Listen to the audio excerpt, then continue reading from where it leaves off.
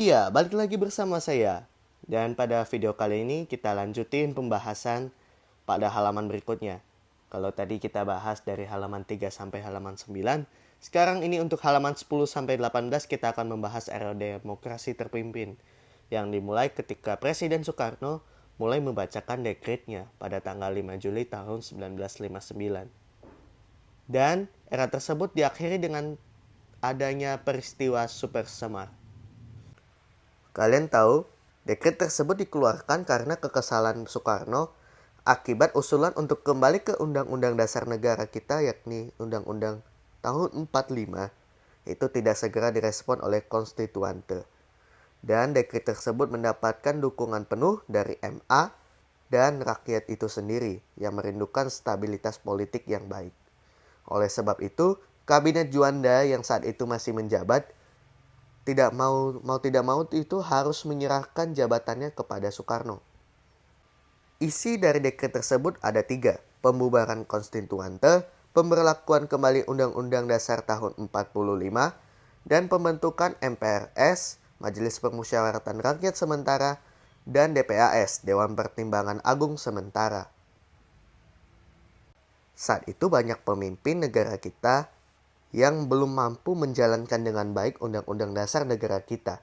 Akibatnya, banyak penyimpangan terhadap Undang-Undang Dasar yang mengakibatkan ketidakstabilan politik. Ya, gak hanya Undang-Undang Pancasila aja juga banyak yang melenceng. Makanya ini dimanfaatkan oleh PKI untuk mempengaruhi tokoh-tokoh pemerintahan agar mempraktikkan cara-cara dari Presiden Soekarno pada pemerintahan tersebut. Sebenarnya pelaksanaan demokrasi terpimpin itu berdasarkan dekret presiden itu sendiri, yakni yang tahun 1959 tadi. Bukan implementasi langsung dari undang-undang dasarnya. Nah, ada beberapa contoh kayak kekuasaan tertinggi ada di MPR. Malah justru presiden adalah pihak yang paling tinggi, kekuasaan tertinggi ada di presiden. Selain itu, presiden mandataris MPR. Namun nyatanya presidenlah yang istilahnya asal tunjuk dan asal berhentiin MPR. Ya, apalagi MPRS ya. Apalagi UUD 45 bilang kalau presiden itu hanya bisa dicoblos setiap 5 tahun sekali. Tapi nyatanya Presiden Soekarno sempat mengeluarkan perintah untuk menjadi presiden seumur hidup. Lalu masih ada lagi penyimpangannya. Sebenarnya banyak kok di era itu. Apalagi Soekarno memerintahkan menetapkan makna pidato kenegaraan Presiden Soekarno untuk ditetapkan MPRS sebagai GBHN. Apalagi juga 5 Maret tahun 60 Soekarno membubarkan DPR dan membentuk DPR gotong royong. Begitu. Negara kita juga menerapkan politik mercusuar yang bertujuan agar negara kita menjadi mercusuar bagi negara-negara NEVO alias anti kolonialisme lah ya. Maka ini butuh biaya yang sangat besar. Ya, makanya dia dibikin kayak istilahnya Olimpiade Ganevo, Olimpiade khusus negara-negara anti kolonialisme. Dan berbagai peninggalannya ada seperti Monas dan juga GBK. Indonesia juga pernah berseteru dengan Malaysia karena Malaysia itu negara boneka dari negara Nekolin. Lebih tepatnya Inggris sih. Ya. Hal ini ditandai dengan dikeluarkannya Dwikora oleh presiden yang berisi perhebat ketahanan revolusi Indonesia dan batu negara-negara lainnya untuk membubarkan negara boneka. Karena kecewa akan keputusan PBB yang tidak ada tindakan, maka Indonesia mundur dari PBB alias mengundurkan diri dari anggota yang ke-60.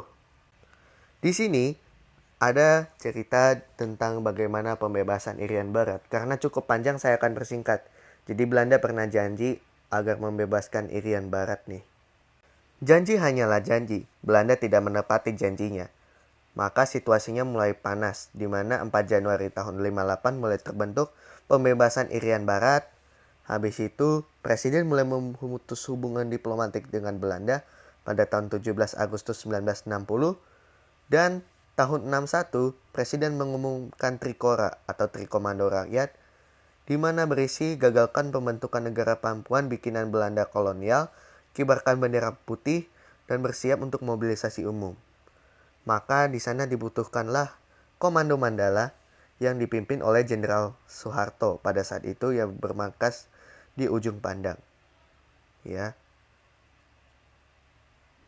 Tugas Komando Mandala itu merancang, mempersiapkan, dan melancarkan operasi militer untuk mengembalikan Irian Barat ke Indonesia. Begitu. Ya. Dan sisanya kalian bisa baca sendiri. Pokoknya inilah upaya dari negara kita untuk bisa mengembalikan Papua sebagai bagian dari wilayah Republik Indonesia. Ya.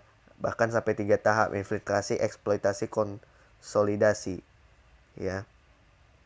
Bahkan sampai ada juga PPRA tuh, di mana ya PPRA itu kayak penentuan pendapat rakyat yang pada akhirnya pada zaman era Soeharto baru bisa dibalikin pada tahun 69, setahun sebelum kematian Insinyur Soekarno. Hubungan yang dekat antara PKI dan Soekarno membuat PKI mempunyai aksi jahat di mana dia tidak ingin terjadinya kudeta dengan cara membantai 7 orang jenderal. Dilakukan dengan cara disiksa, dibunuh, ditembak, lalu pada akhirnya dibuang ke suatu sumur tua yang kerap kita kenal sebagai lubang buaya. Ya.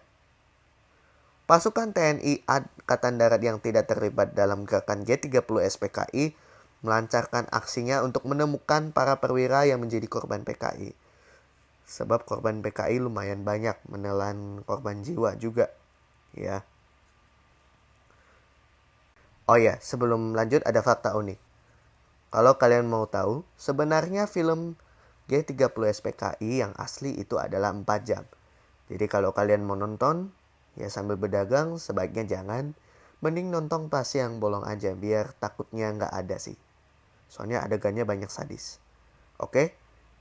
Yang kedua, untuk cerita kasus ini banyak yang masih jadi misteri. Kayak siapa dalangnya, itu masih jadi misteri. Walaupun masih banyak teori bermunculan. Ya, begitu. Udah deh, stop bahas seremnya. Nah, pada bidang pendidikan, Menteri Pendidikan saat itu mulai mengeluarkan kebijakan untuk kayak penertiban aparatur yang berkaitan dengan pendidikan, serta meningkatkan kegiatan seni dan olahraga. Dan sebagai respon baik atas meningkatnya pendidikan di Indonesia, maka mulai dibangun berbagai universitas di setiap daerah. Presiden pada saat itu mulai membatasi kebebasan berkreasi dalam budayanya karena pemerintah saat itu masih melaksanakan program Nation and Character Building, yaitu upaya mencari jati diri. Nah, makanya kadang-kadang kalau bisa dilihat, pemerintah itu istilahnya kayak ikut campur tangan dalam urusan kebudayaan. Dan ada juga pertentangan kelompok seni antara kelompok seni lain dengan LEKRA, yakni Lembaga Kebudayaan Rakyat, yang ternyata terang-terangan mendukung PKI. Oleh sebab itu, para seniman bikin manifest kebudayaan yang aktivitasnya dilarang pemerintah pada tahun 1964.